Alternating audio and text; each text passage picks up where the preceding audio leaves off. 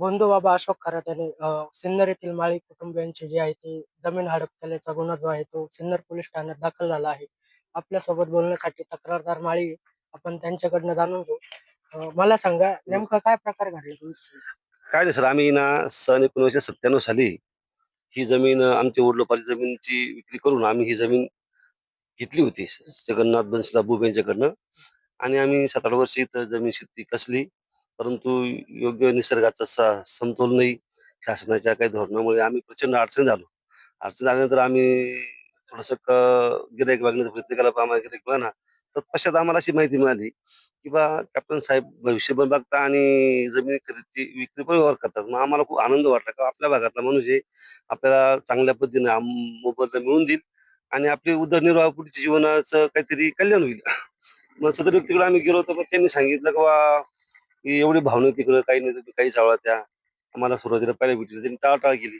मग आम्ही एक आदरणीय व्यक्ती असल्यामुळे आम्ही काही डिस्कशन करता आम्ही निघून आलो.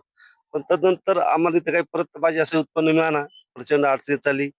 आणि नंतर मग आम्हाला त्यांच्याकडे जाणं गरजेचं झालं, किंवा चला बा तुम्ही आमच्या भागातले आमच्या काही सहकार्य करा. आम्ही त्याच्यावरती म्हणे ठीक आहे, आता गिऱ्हाईक काही नाही शक्य, पण मग बघतो मला तिथं मंदिर बांधायचंय. माझ्या विचाराधीन आहे. आणि मग तुम्ही ती जमीन मला विकून द्या.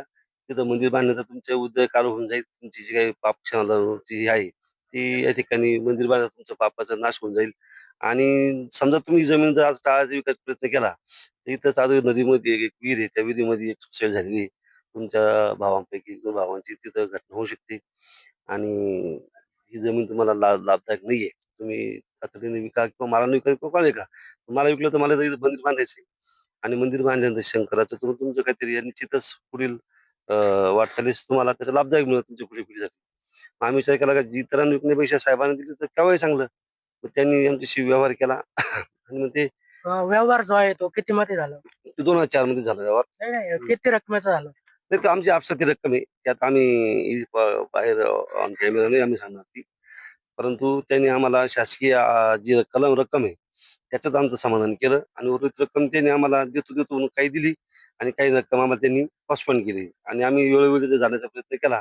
परंतु त्यांनी सांगितलं, का तुमची आता रीतसर खरेदी झालेली आहे. तुम्ही काही जास्त चकरा मारू नका. माझ्या किती तेव्हा मी देईल. मग आम्ही विश्वास ठेवला. पण आजपर्यंत त्यांच्याशी आम्ही संपर्क साधला, पण त्यांनी काय आम्हाला आमची दखल घेतली नाही. परंतु मग आता जेव्हा मीडियासमोर सगळ्या गोष्टी झाल्या, पहिल्यांदा आम्हाला धक्का बसला. कारण आम्ही त्या व्यक्तीबद्दल आमच्या मनात खूप आदर होता, प्रेम होतं, विश्वास होता.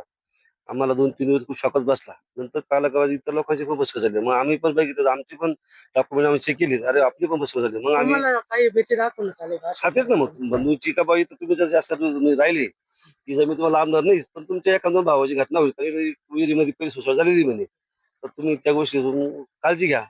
लवकरात लवकर म्हणजे तुम्ही निर्णय घ्या असं. मग तत्पश्चात नेमकंच त्या घरामध्ये माझी मुलीची एक घटना पण झाली. माझी मुलगी वारली स्वतःची माझ्या. मग आम्ही अतिशय डिप्रेशनमध्ये आलो. तर कर्जाचा बोजा, शेती साथ देईना, मुलीची घटना घडली. आम्ही पूर्ण फॅमिली डिस्टर्ब. आणि मग आम्हाला दुसरं ओळखी-पाळखी नव्हत्या आणि त्यात आम्हाला साधन नव्हते जाण्या-येण्याला किंवा फोन नव्हते आम्हाला. मग आम्हाला साहेबाचे एक आमच्यासाठी दैवत होते. मग आम्ही त्यांच्याविषयी व्यवहार केला. परंतु त्यांनी काय आम्हाला समाधानकारक ती अमाउंट पूर्ण करून दिली नाही. अ, व्यवहार जो आहे तो अपूर्ण ठेवत अशोक खरात यांनी जमीन हडप केल्याचा आरोप जो आहे तो तक्रारदाराच्या वतीने करण्यात आला आहे. योगेश म्हाळणकर, TV9 मराठी, सिन्नर, नाशिक.